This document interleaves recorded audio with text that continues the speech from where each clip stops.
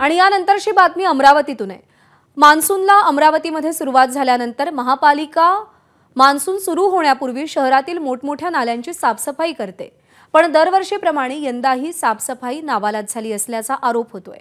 त्यामुळे संसर्गजन्य आजारांनी हातपाय पसरायला सुरुवात केली आहे। सध्या डेंग्यूचे 61 पॉझिटिव्ह रुग्ण, चिकनगुनियाचे 24 तर मलेरियाचे 12 रुग्ण असल्याची माहिती जिल्हा आरोग्य विभागाने दिली आहे। सगळेच रुग्ण सध्या सुस्थितीत असले तरी जिल्हावासियांनी संसर्गजन्य आजाराच्या या दिवसांमध्ये तब्येतीची काळजी घेण्याचे आवाहन आरोग्य विभागाद्वारे करण्यात आले आहे।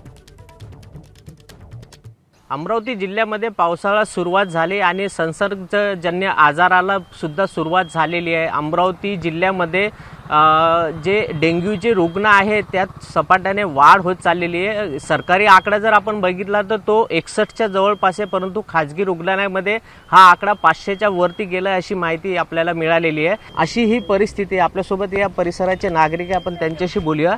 दरवर्षी अशीच साफसफाई होते का चांगली होते? कधी कधी सफाई होतच नाही, जसं आहे तसंच आहे। ॲक्च्युअलमध्ये इथे हे जे आहे हे थोडं डाऊन करावं लागते, ते होत नाही इथे।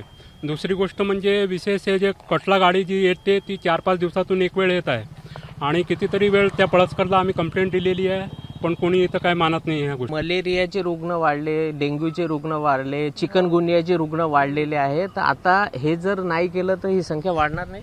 ही संख्या कोस वाढेलच। आमच्या घरात कालच माझ्या भावाला टेम्परेचर जबरदस्त आलेलं आहे आणि अचानक आलेला आहे तो टेम्परेचर, तर त्याची समजा आज जर उतरलं नाही टेम्परेचर तर त्याला डेंग्यूची तपासणी करायला न्यावंच लागणार आहे। तर मग प्रशासन करते काय? प्रशासन नुसतं झोपलेलं आहे आणि फक्त ते त्यांचे पगार घेतात आणि त्यांच्या खुर्चीला सांभाळतात। बाकी त्यांना जनतेशी काहीच देणं घेणं नाही आहे की जनता मेली तरी चालेल, त्यांना ते आकडे उपलब्ध करून द्यायचे नाही आहे आणि देतच नाही आहे। महानगरपालिकेने जातीने लक्ष देऊन या आरोग्याचा प्रश्न जो आहे तो नाली साफसफाई करून आरोग्याचा प्रश्न निकाली काढावा अशी मागणी अमरावतीकरांची आहे। कॅमेरामॅन अमोल देशमुखसह प्रणय निर्माण, एबीपी माझा, अमरावती।